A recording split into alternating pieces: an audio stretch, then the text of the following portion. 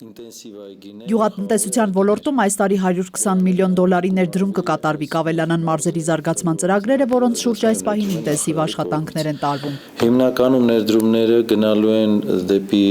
պահածոների գործարանի կառուցման, ջերմատներ, սպանդանոցներ,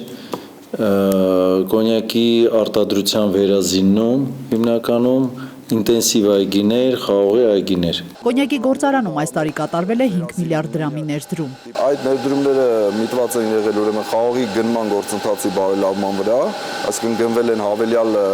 արտադրական հզորություններ։ Սպայկ ընկերությունը վերջին 3-4 տարում 100 միլիոն դոլարի ներդրում է արել, աշխատում է ԵԱՏՄ շուկաների վրա։ Այս տարի 80 միլիոն դոլարի ներդրում է արվելու, որից 50-ն ուղղվելու է ջերմոցաշինությանը։ Գերմանական տեխնոլոգիայով կկառուցվի նաև կապույտ պանրի գործարան, ինչով կվերականգնվի Հայաստանում կապույտ պանրի արտադրությունը։ Կառուցվել է 50 հեկտար ջերմոց, 25 հեկտարը արդեն իսկ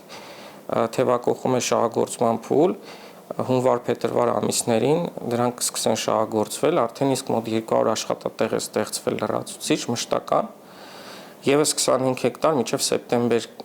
շահագործման կհանձնվի, եւս 200 աշխատատեղ կբացվի։ Ընդհանուր առմամբ այս տարի ավելի քան 550 նոր մշտական աշխատատեղ է ստեղծվելու Սպայկ ընկերության կողմից եւ ավելի քան 1000 սեզոնային աշխատատեղ է բացվելու։ Ոսկեկացին կազմակերպությունը 17 ամսվա ընթացքում 3 միլիոն դոլարի ներդրում է արել։ Մինչև հիմա մոտիկ 130,000 գլուխ մորթեր ենք եւ արտահաներ ենք երկրից։